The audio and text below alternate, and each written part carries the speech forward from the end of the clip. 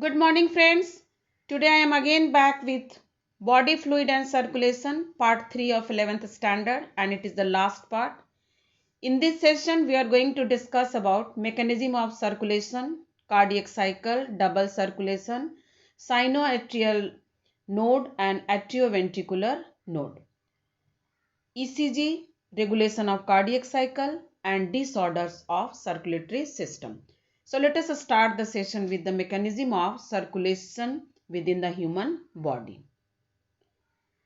When all the four chambers of heart, that is left and right atria and left and right ventricles, are relaxed, then pulmonary veins brings oxygenated blood from the lungs and pour this oxygenated blood into the left atrium of the heart. From left atrium, the blood passes into the left ventricle through valve V1, that is bicuspid or mitral valve. This only takes place when left atrium contracts. Now the oxygenated blood is in the left ventricle.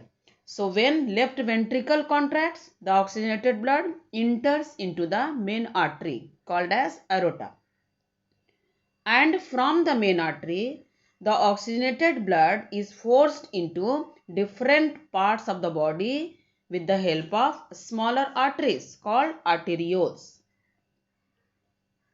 Now oxygen is utilized by the body cells and the deoxygenated blood from the body parts enters into the main vein called vena cava.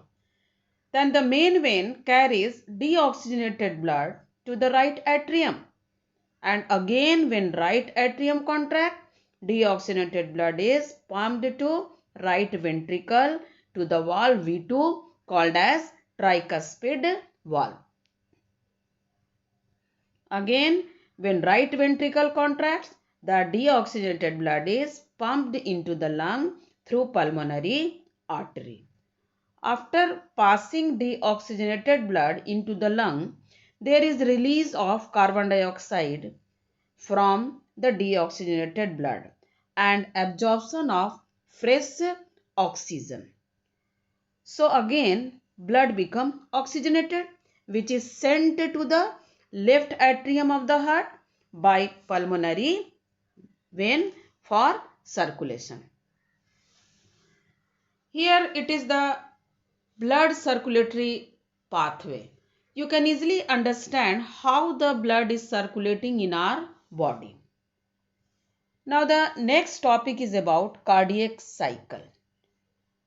Cardiac cycle is the sequence of events that occurs from the beginning of one heartbeat to the beginning of next heartbeat.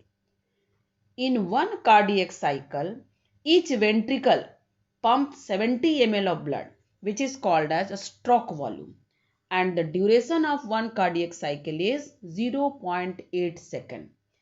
The stroke volume multiplied by the heart rate in 1 minute gives cardiac output, and it is 5000 ml or 5 liters in 1 minute.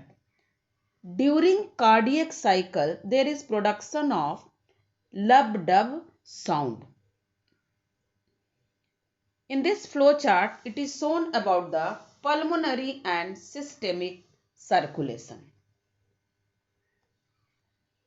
This flow chart indicates that in left side of the heart there is flow of oxygenated blood, whereas in the right side of the heart it is deoxygenated blood.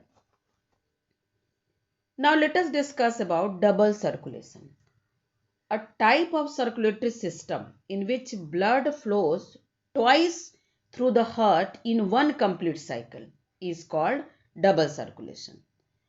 The advantage of such type of circulation is that there is no mixing of oxygenated and deoxygenated blood.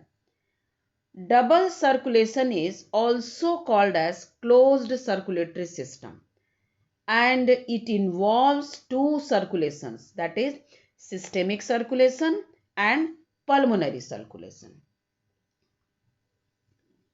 As we know that human heart is four-chambered, so left and right side are separated and there is no chance of mixing of oxygenated and deoxygenated blood. This type of separation allows a high efficient supply of oxygen to our body. So it is very useful in birds and mammals which have high energy demands, high energy needs to maintain their body temperature. This figure shows about the plan of blood circulation in human being. You can observe that here left side of the heart receive oxygenated blood, whereas right side of the heart receive deoxygenated blood. Now the next topic is about sinoatrial node and atrioventricular node. Sinoatrial node is the tissue which is present in the right upper corner of right atrium. Where it is present? It is present in the right upper corner of right atrium and it is called as pacemaker. Why? Because it is responsible for initiating and maintaining the rhythmic contractile activity of the heart. Atrioventricular node is present in the lower left corner of the right atrium and is close to atrioventricular septum. It is the primarily an electrical gatekeeper between the atria and ventricles and introduces a delay between atrial and ventricular filling. Here in the figure, you can locate the sinoatrial node and atrioventricular node. Now let us discuss about ECG. ECG means electrocardiograph. Electrocardiograph is a graphical representation of the electrical activity of the heart during a cardiac cycle. Whatever is recorded or traced is called an electrocardiogram. Every ECG has 5 consecutive waves, namely 3 upward deflection and 2 downward deflections. They are named as PQRST.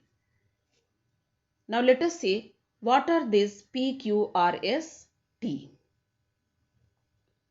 The P wave represents the first upward deflection of ECG, which represents the electrical excitation during depolarization of the atria that leads to contraction of both the atria.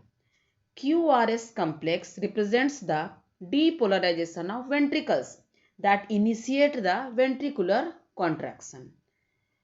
The T wave represents the return of the ventricles from the excited to normal state, that is repolarization. The end of T wave marks the end of systole, that is contraction. So by counting the number of QRS complexes, heartbeat rate can be determined. It is the diagrammatic representation of a standard ECG.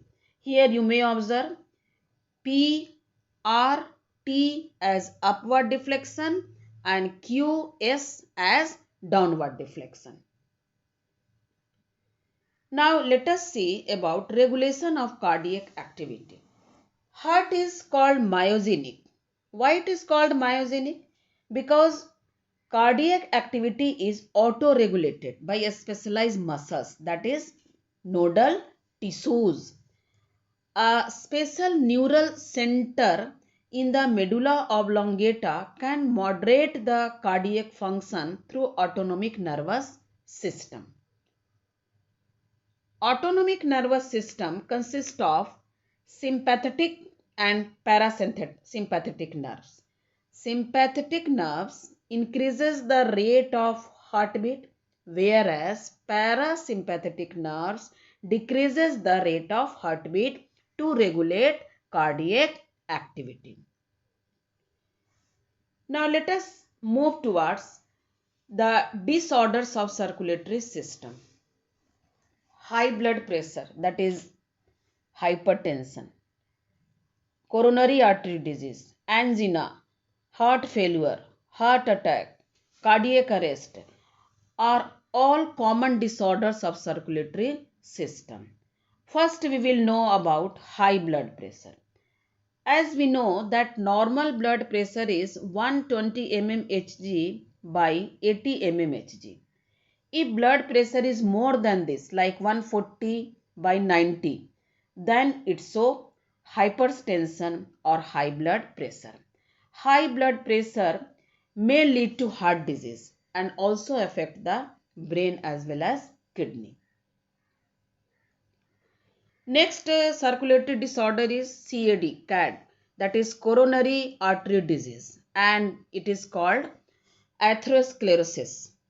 It affects the blood vessels that supply blood to heart muscles, and it is due to deposition of calcium, fat, cholesterol and fibrous tissues which make the lumen of arteries narrower.